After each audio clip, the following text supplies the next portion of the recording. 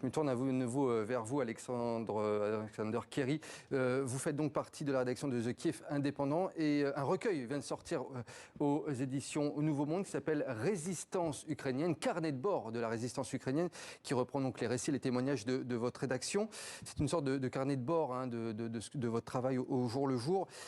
Comment on fait pour travailler en tant que journaliste en temps de guerre comme ça et surtout à fournir une information la plus impartiale possible ? Eh bien, déjà, on apprend, c'est un rythme très différent, bien entendu, que le rythme de paix. On apprend à s'adapter. Et quand il s'agit d'impartialité, surtout, je pense que c'est un concept.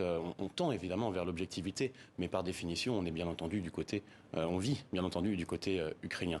Donc, cette impartialité, il faut aussi l'admettre. Elle a bien entendu ses limites, notamment quand on voit effectivement ce que font les Russes aux Ukrainiens. Vous dites que raconter la guerre, c'est une façon de résister, comme certains soldats prennent les armes. Oui, c'est effectivement une phrase que j'ai dite. Par exemple, nous avons d'ailleurs un collègue qui a littéralement pris les armes, Arthur Kornienko. Oui, c'est une façon de résister, c'est une façon de documenter cette guerre, et c'est aussi une façon, les caméras, les micros, sont d'une certaine manière, une façon aussi de se battre contre cette propagande russe, et qui fait partie de ce système russe. Alors vous racontez aussi les articles, les articles qui également racontent le comportement de l'armée russe, les civils mitraillés, les assassinats, les viols de masse. Ces écrits, ce sont des documents pour l'histoire, pour la mémoire collective.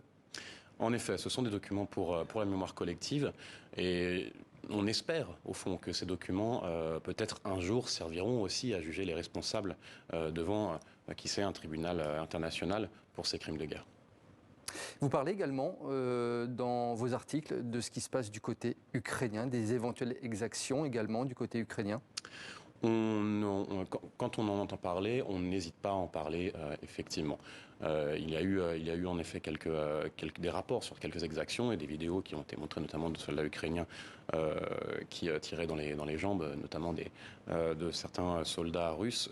Nous, on n'hésite pas à en parler quand c'est besoin, et puisque c'est par définition notre travail et on respecte cette éthique journalistique et professionnelle. Et c'est le cœur de la guerre, effectivement, d'être complètement objectif par rapport à ce qui se passe des deux parties. Au début de la guerre, vous avez pensé revenir en France.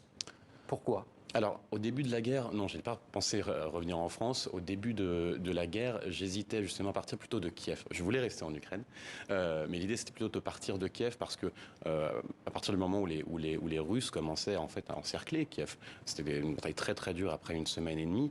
J'ai eu une espèce de crainte pour ma compagne et pour moi-même, étant journaliste et surtout vu ce qu'on entendait de ces listes que les Russes avaient notamment dans les territoires occupés, qui ciblaient les journalistes.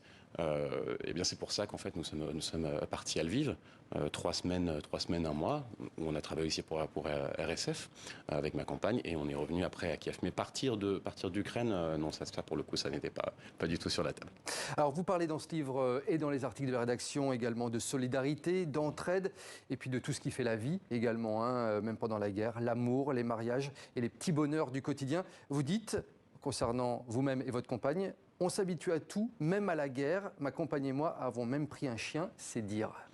Oui, parce que c'est un engagement long, un chien. C'est un engagement de 20 ans, au moins, et surtout, symboliquement, c'est aussi l'idée qu'il y aura un après. C'est l'idée que... C'est symbolique. Voilà, c'est symboliquement, c'est qu'il n'y a pas la vie continue, malgré la guerre, et on croit à cette victoire de l'Ukraine qui nous permettra de vivre un jour en paix. Dernière petite question, dans quel état d'esprit vous êtes actuellement sur le terrain ?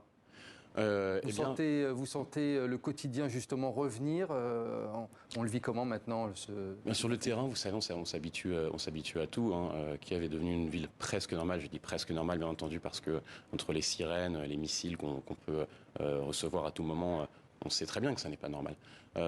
Mais on s'y habitue, et encore une fois, comme je le disais, la vie doit continuer malgré la guerre.